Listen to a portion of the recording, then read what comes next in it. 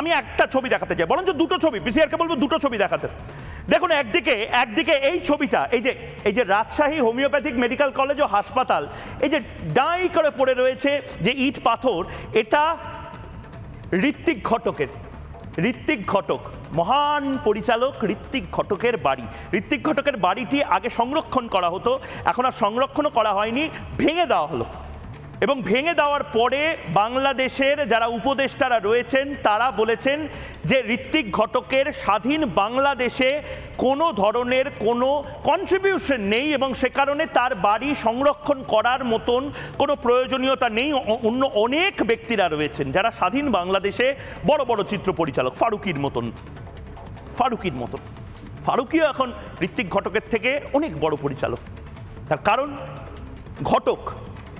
ঘটক, সেন, রায়, এই পদবীগুলো যখনই আসবে তখনই চিন্ময় কৃষ্ণ প্রভুর মতন। ভাগ্যিস ঋত্বিক ঘটক মারা গেছেন। ঋত্বিক ঘটক যদি আজকে বাংলাদেশে যেতেন, বাংলাদেশের হয়তো কোনো চিন্ময় কৃষ্ণ প্রভুর মতন কোনো কিছুতে হয়তো তাকে জেলে পড়া হতো, হয়তো তিনিও আইনজীবী পেতেন না। এটা হচ্ছে ঋত্বিক ঘটকের বাড়ি গুড়িয়ে দেওয়া হয়েছে এবং এই নিয়ে যখন তার আত্মীয়, তার পরিবারের সদস্য বলে যিনি নিজে দাবি করেন পরমব্রত চট্টোপাধ্যায়কে যখন প্রশ্ন করা হচ্ছে, পরমব্রত চট্টোপাধ্যায় পৃথিবীর সবকিছু নিয়ে বলবেন।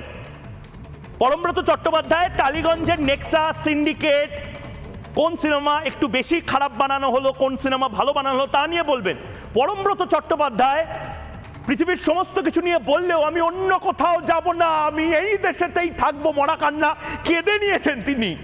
হয়তো টাকাও ঢুকে গেছে এদের বাড়িতে, সব কিছু নিয়ে বলবেন। কিন্তু ঋত্বিক ঘটক, তার বাড়ি ভেঙে দেওয়া হয়েছে, বাংলাদেশে কি হচ্ছে তা নিয়ে পরমব্রত চট্টোপাধ্যায় একটা কোনো কথা বলবেন না। দেখবেন পরমব্রত চট্টোপাধ্যায় কিভাবে রিয়্যাক্ট করে পালিয়ে গেলেন রীতিমতো। দেখুন।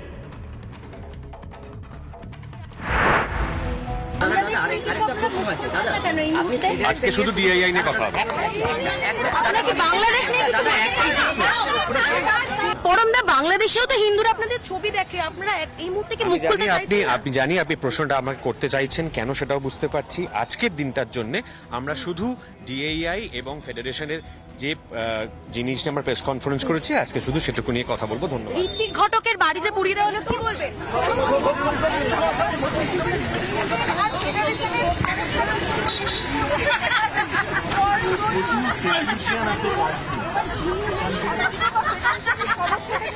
ঋত্বিক ঘটকের বাড়ি পুড়িয়ে দেওয়া হলো, কিছু বলবেন এই নিয়ে? বলছে যেহেতু ব্যাপারটা এবার আইনি পথে এগোচ্ছে, তাহলে এবার ধরো গেটের সদস্য বা হ্যালো, আমি চ্যালেঞ্জ দিয়ে বলতে পারি, আজকে যদি পরমব্রত চট্টোপাধ্যায়কে বলা হতো পরমদা দাদরিতে কিছু একটা হয়েছে, মুজফ্ফরনগরে কোন একটা বোম ফেটেছে, পরমদা একটু দেখুন না গুজরাটে কিছু একটা মাংস পোড়া গন্ধ বেরোচ্ছে, একটু বলুন, 1 ঘন্টার একটা জ্ঞান দিয়ে দিতেন, 1 ঘন্টার। এবার গুজরাট থেকে যদি বলা হতো যোগী আদিত্যনাথ, হ্যাঁ বলুন কখন আসতে হবে, কি নিয়ে বলতে হবে। মানে আমি বলছি এদেরকে 2বার 3বার নয় 1000 বার এক্সপোজ করে দিলেও এদের বোধহয় লজ্জা হবে না। হিন্দুরা বা সনাতনীরা যতক্ষণ না এদের সিনেমা দেখা বন্ধ করবে ততক্ষণ বোধহয় এদের লজ্জা হবে না। কারণ এরা ঠিকই করে নিয়েছে যে এরা শুধু মৌলবাদীদের কথা শুনবে, মৌলবাদীদের জন্য সিনেমা বানাবে, মৌলবাদীদের জন্য যা করার যা বলার সব বলবে হিন্দুদের বাদে। চিন্ময় কৃষ্ণ প্রভুকে নিয়ে কিছু বলতে গেলে এরা সাম্প্রদায়িক তকমা দিয়ে দেবে। কেন ভাই ইসকন আজকে সাম্প্রদায়িক, আর পৃথিবীর সমস্ত মৌলবাদী সংগঠন তারা অসহিংস। সুব্রত সেন এক যে আছে কন্যা, নীল নির্জনে বিভিন্ন সিনেমা বানিয়েছেন, বিশাল জ্ঞানী মানুষজনের মধ্যে থেকে অন্যতম পরিচালক সংগঠনের বড় মাথা টালিগঞ্জ ফিল্ম ফ্রেটার্নিটিতে। সুব্রত সেন বলছেন এটা নাকি অভ্যন্তরীণ বিষয়, মানে বাংলাদেশটা অভ্যন্তরীণ বিষয়। গাজা, প্যালেস্টাইন, নিকারাগুয়া, চিলে, নেলসন ম্যান্ডেলা, সাদ্দাম হুসেন, এই সমস্ত কিছু সুব্রত সেনদের পাশের বাড়ির বিষয়। সত্য সেলুকাস, বড় বিচিত্র এই টালিগঞ্জ। দেখুন, ঋত্বিক ঘটকের মতন পরিচালক, তার বাড়ি পুড়িয়ে দেওয়া হলো, এতটা সাংঘাতিক পরিস্থিতি, সেখানে কিন্তু এপার বাংলা থেকে সিনেমা জগতের কেউ বা পরিচালক কেউ কোনো মুখ খুললেন না এই বিষয়ে। কি বলবেন এই ব্যাপারটাকে, কিভাবে দেখছেন? আমি অত্যন্ত দুঃখজনক বলবো, এছাড়া আমি কি বলতে পারি। একটা অন্য দেশের একটা আভ্যন্তরীণ বিষয় নিয়ে আমার কি এখানে কথা বলা সাজে, সেটা তো আমার পক্ষে বলা সম্ভব না। আর আরেকটা জিনিস মনে রাখতে হবে, সেই জিনিসটা দুটো দেশ তো এক নয়।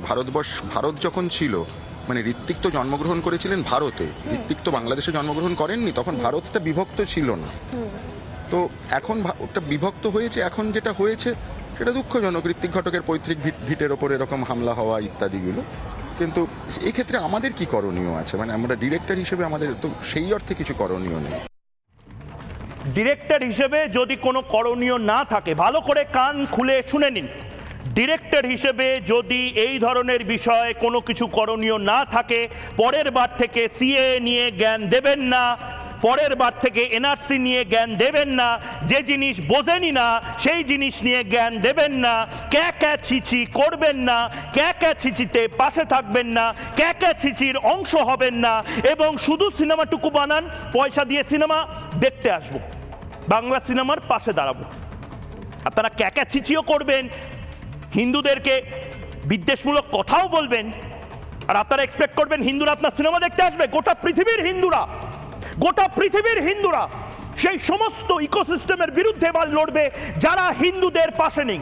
নানা ধরনের কন্টেন্ট দেখার জন্য লাইক করুন, শেয়ার করুন আমাদের ফেসবুক পেজ, সাবস্ক্রাইব করুন আমাদের ইউটিউব চ্যানেল।